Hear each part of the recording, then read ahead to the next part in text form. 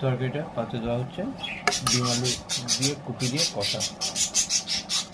আলু ফুলকপি ডিম দিয়ে মাছের কালিয়া যেরকম হয় ওরকম কালিয়া মতো করা হবে। তার মশলাটা হচ্ছে রসুন, আদা, শুকনো লঙ্কা, পেঁয়াজ এবং গরম মশলা দেওয়া আছে। এগুলো টোটালটাই শিলে বাটা হবে, শিলে বেটে রেডি করা হবে। এর মধ্যে ডিমটাও দিয়ে সিদ্ধ করে নেওয়া হচ্ছে। অল্প পরিমাণ লবণ দেওয়া হচ্ছে, এটা সিদ্ধ হয়ে যাবে।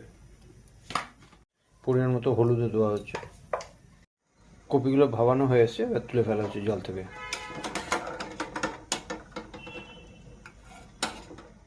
ডিমগুলো ভাজার জন্য দেওয়া হচ্ছে।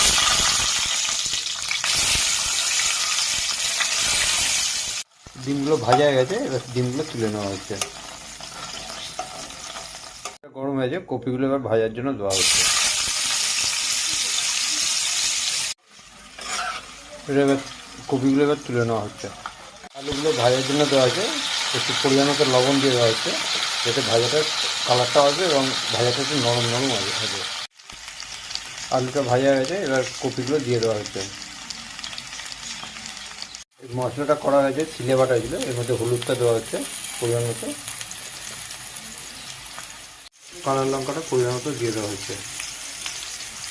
মশলাটা পুরো দিয়ে দেওয়া হচ্ছে।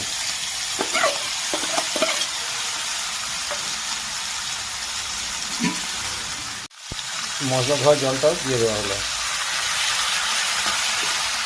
নুন দেওয়া হচ্ছে, এবার জলটা দেওয়া হচ্ছে।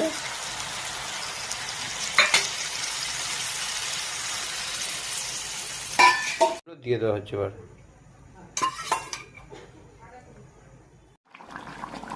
ধনেপাতাগুলো দেওয়া হচ্ছে।